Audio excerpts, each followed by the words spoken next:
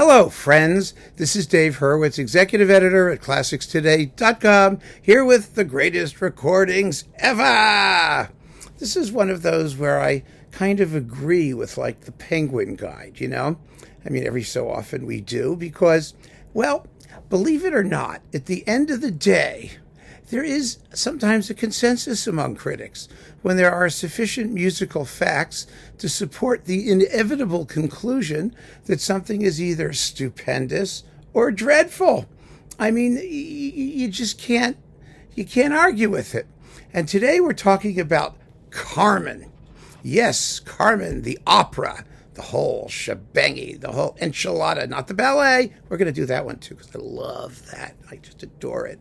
But no, the opera by Bizet. And the recording is this one. It's Solti with the London Philharmonic, which is probably why I got into the Penguin Guide. And just an amazing cast consisting of Tatiana Troyanos as Carmen, Placido Domingo as Don Jose, Jose Van Dam as Escamillo, the bullfighter, and Kanawa as Micaela, along with like very good people doing all the other stuff. Now, this has a bunch of things going for it. You know, the more I listen to Solti's legacy, the more I'm convinced he was an opera conductor first and foremost. I mean, you know, he won Grammy after Grammy after Grammy, and it was with the Chicago Symphony, and he had his Mahler and his stuff.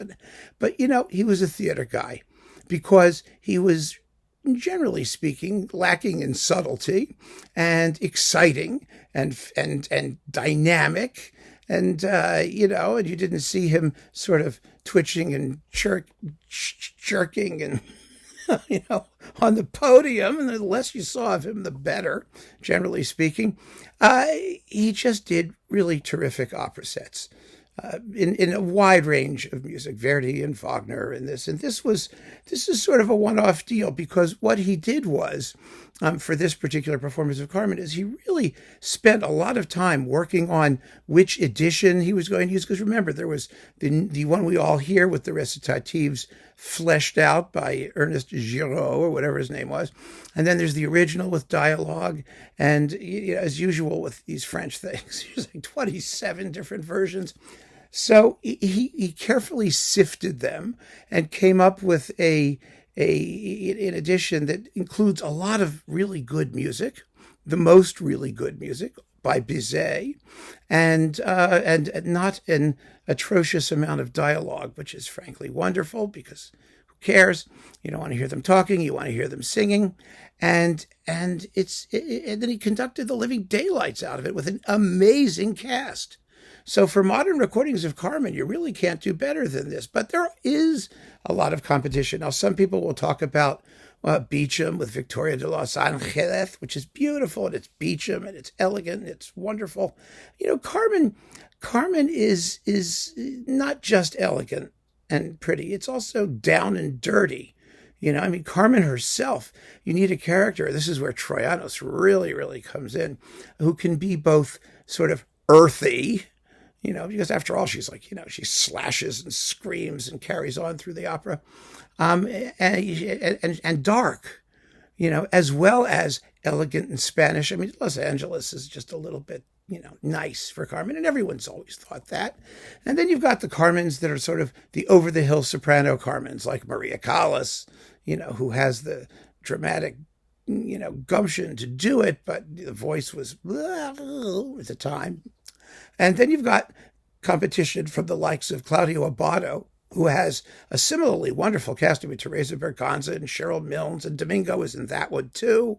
And Ileana Kotrubas, who's a wonderful Micaela, although let's face it, nobody cares about Micaela. She's just there to be pretty and to sing that aria that kind of holds up the action for everything until you get on with the bullfight. You know,